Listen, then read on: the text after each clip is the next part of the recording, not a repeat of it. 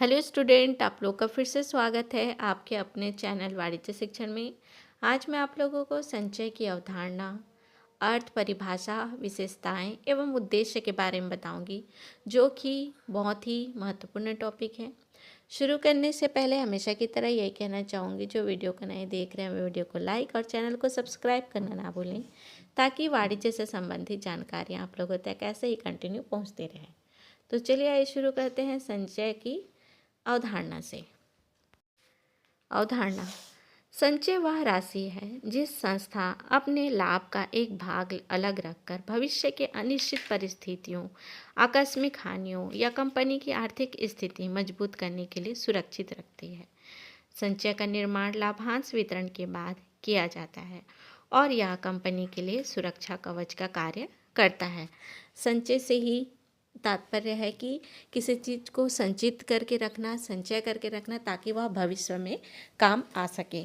वैसे ही कोई भी जो संस्था होती है वह अपने लाभ का एक भाग रखकर भविष्य के अनिश्चित कार्यों के लिए या फिर किसी प्रकार की हानि के कार्यों को सही करने के लिए वह संचय करके रखता है, जिससे कि वह अपनी संस्था को सफलतापूर्वक बनाए रखे और भविष्य में उसकी स्थिति भी अच्छे से बनी रहे।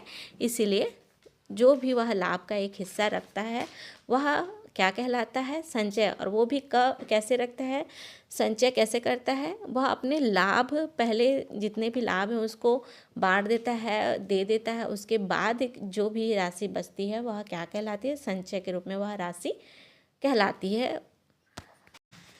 संचय का अर्थ: लाभ का वह भाग जिसे अंशधारियों में वितरित नहीं किया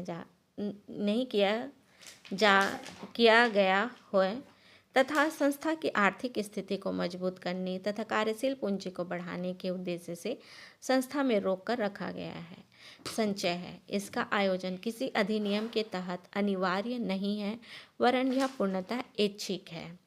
इसमें कहा जा रहा है कि वह लाभ का भाग जिसे अंशधारियों में वितरित नहीं किया गया है, वह संस्था की आर्थिक स्थिति के लिए मजबूत रूप से उसके कार्यशील पूंजी को बढ़ाने के उद्देश्य से वह जो संस्था है वह लाभ को रोक कर रखता है, जिसे संचय कहते हैं। इसका आयोजन किसी अधिनियम के तहत अनिवार्य नहीं, वरन एक पूर्णतः ऐच्छिक है। अपनी इच्छा से यह रहता है, कोई अनिवार्य नहीं है। परिभाषा: कंपनी अधिनियम 2013 की धारा 123 के अंतर्गत निम्न प्रकार दी गई है। संचय के अंतर्गत वह राशि सम्मिलित नहीं होती है जो काटी गई हो या संपत्तियों के ह्रास, नवीनीकरण या मूल्य में कमी के लिए रोकी गई हो या किसी ज्ञात दायित्व के लिए आयोजन की गई हो।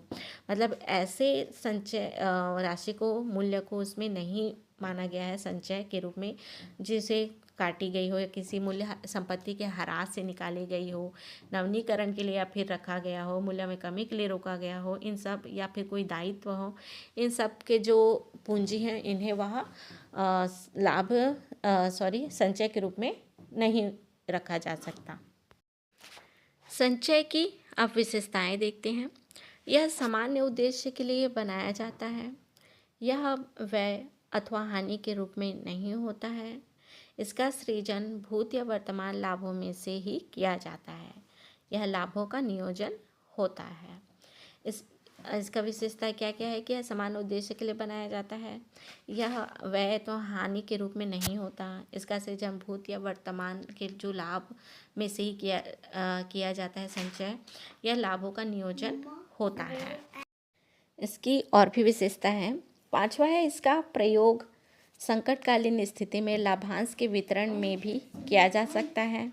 और इसका कहना है कि जो संचय है वह अगर संकटकालीन अगर स्थिति आती है, लाभांश नहीं दे पाते हैं, तो उस रूप में भी, लाभांश के रूप में भी इसका वितरण किया जा सकता है।